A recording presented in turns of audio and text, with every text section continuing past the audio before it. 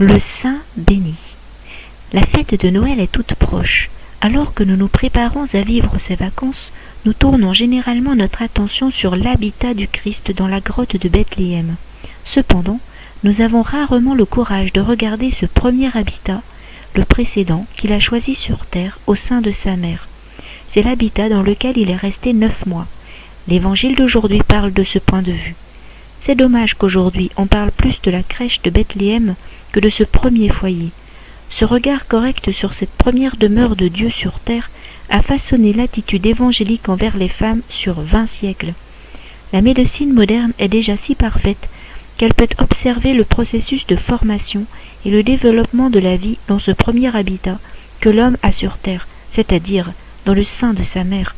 C'est un processus merveilleux.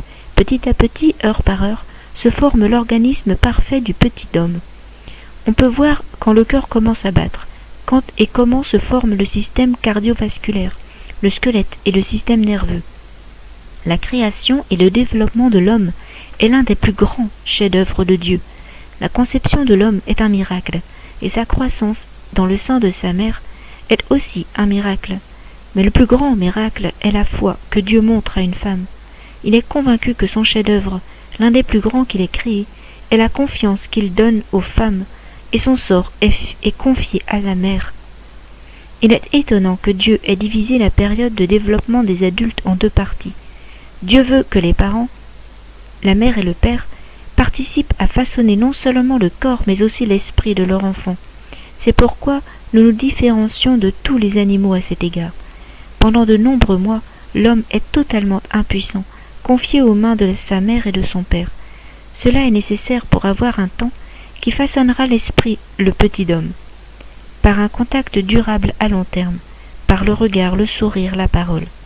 Quelle joie ressentent les parents lorsque l'enfant se fait comprendre par les premiers mots et ses premiers pas. C'est toujours une joie créative, c'est une joie créée par une coopération à la création. En ce qui concerne la fête de Noël, nous devons nous rappeler qu'elle nous parle de la sanctification des premières étapes du chemin de la vie humaine. À travers le regard sur Dieu dans le christianisme, Noël est avant tout une vision évangélique de l'enfant. Dieu a sanctifié le sein des femmes. C'est un lieu saint, déjà traité de cette manière par la nature elle-même. C'est pourquoi le sein de la femme est scellé comme un lieu saint.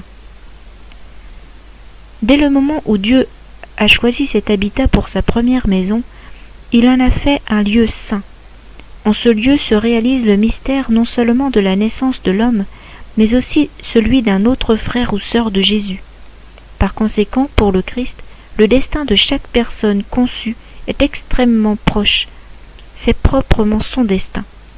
On dit que Dieu a sanctifié le cœur, la raison, mais rappelons-nous qu'avant tout, il a sanctifié le sein de la femme, qu'il a choisi comme lieu de son premier habitat. Puis, Dieu a sanctifié le chemin de la vie humaine. Il y est passé par lui-même, de cette plus petite étape, une cellule, à la plénitude la plus parfaite. Par conséquent, par expérience personnelle, il comprend parfaitement le chemin de notre vie. Il compatit et souffre avec chaque enfant qui est blessé et apprécie chaque fois lorsque l'enfant est entouré d'amour. Il a dit « Dans la mesure où vous l'avez fait à l'un des plus petits de mes frères, c'est à moi que vous l'avez fait. » Matthieu 25, 40. Ceci est une confession de son amour. Enfin, le Christ sanctifie chaque service à l'enfant, et donc les milliers d'heures de dur labeur de la mère, du père, et de tous ceux qui, avec amour et attention, se penchent sur ce petit être humain. C'est le plus grand trésor que nous ayons sur terre, un nouvel homme. Dieu est avec tous ceux qui prennent soin d'un enfant. Il est avec chacun, parce qu'il a sanctifié tout ce qui est lié à la vie de l'enfant. Alors que nous nous préparons pour Noël, remercions Dieu pour notre mère, pour son sein, pour notre premier foyer sur terre, pour tout ce qui s'est passé là-bas. Rendons grâce pour ces centaines, ces milliers d'heures d'inquiétude pour nous. Chaque mère s'occupe autant que possible de l'enfant. Vous devez lui exprimer sa gratitude, qu'elle soit vivante ou morte, que Dieu la récompense de tout ce qu'elle a fait pour nous. C'est elle qui a fait le maximum pour chacun d'entre nous, et bien plus encore. En même temps, remercions le Christ d'avoir sanctifié tout le chemin de notre vie, depuis notre conception jusqu'à la mort. Certains d'entre nous ont déjà 90% de ce chemin derrière nous. D'autres ne font que commencer. Mais rappelons-nous que si nous suivons ce chemin sanctifié, nous viendrons avec lui à la résurrection glorieuse. Que Noël nous aide à regarder joyeusement et avec gratitude le grand cadeau de la vie. Père Václav Gronowicz.